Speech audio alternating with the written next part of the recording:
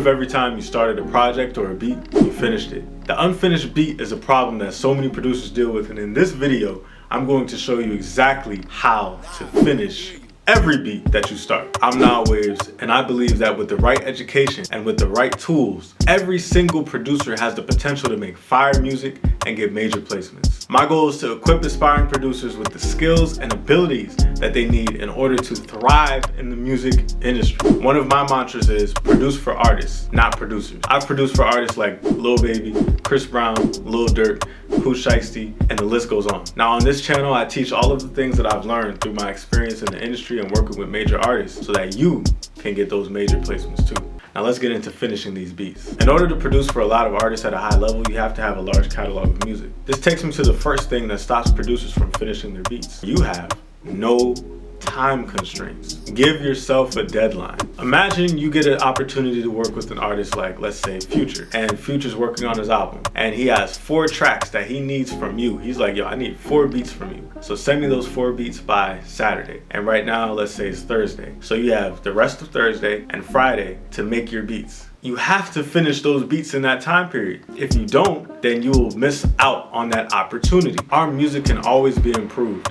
There's always some level that can be tweaked, some knob that can be turned, some volume that can be turned up or down, right? A pattern that can be changed. But when we give ourselves an unlimited amount of time to make music, we could be working on that same piece for months. Instead of having an unlimited amount of time to make music, give yourself deadlines like, I'll make 3 beats in 3 hours, or I'm going to make 5 beats in 5 days. One reason why creating within a time constraint is so powerful is because it trains you to realize when your beat is finished. You know, your beat doesn't have to be perfect, it just has to be hard enough for an artist to hop on. And in order for you to make beats that are hard enough for artists to hop on, you have to stop doing too much, which actually brings me to my next tip. Take a minimalistic approach. If you were to listen to the biggest songs in the last 5 years, particularly in the hip hop and R&B space, you would notice something very interesting. The biggest songs usually have the simplest melodies and the simplest drums. I mean, think about Whoa by Lil Baby. It had like a 4-bar repeating piano melody, 808, clap, hi-hat, and that was it. Or, you know, think about like God's Plan by Drake. You got a synth pattern, you got an 808, clap, a few percussion sounds for ear candy. I mean,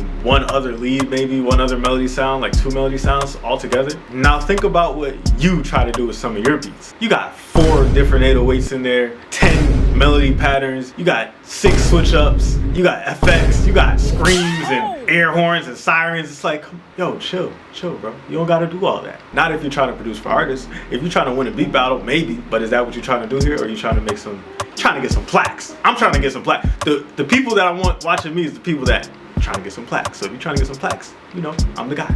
So when you do all that to your beat, you leave no space for the artist. Instead of sitting there for all that time thinking about what you can add to your beat to make the beat sound better, think about what you can extract from it to make it simpler, to make it have more space for somebody to really go on there and say something. Try challenging yourself to make a beat with 5 to 6 sounds maximum.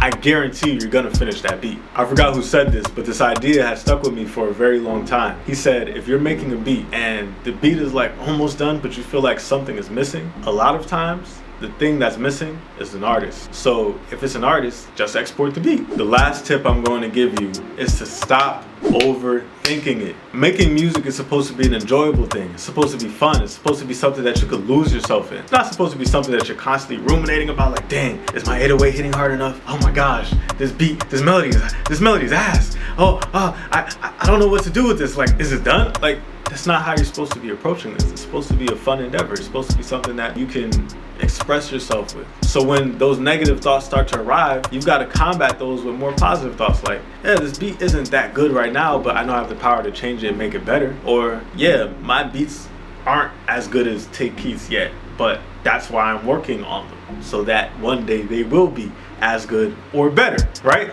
And then you just start to ignore the thoughts. Eventually you'll get to the point where those thoughts aren't even arising as much anymore. Oh my gosh, this is a bar. This right here is a bar. Your mind is like a garden and your thoughts are like the plants. Walk with me here.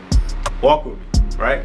Your mind is like a garden and your thoughts are like the plants. Your attention is like the sunlight and your emotions are like the water. So the thoughts or the plants that you give the most attention to, sunlight, and you pay attention to with emotion, water, those are going to be the ones that grow the most. If a thought comes into your head like, dang, this sucks, I suck, I can't make music, I'm not that good. And you give it so much attention, sunlight, and you give it so much emotion, you actually feel that way, like, damn, I really can't do this. Then those are gonna be the thoughts that dominate your thinking. Those are gonna be the plants that grow in the garden that is your mind. Yeah, you're gonna have to do some weeding. You're gonna have to uproot those thoughts, and then you're gonna have to start to plant new ones. Pay attention to new ones. You see, you have to foster your mind to be a more positive place. So that would be my final tip, man. Stop overthinking things. Finish your beats. Export that beat. I'll see you in the next one. Peace.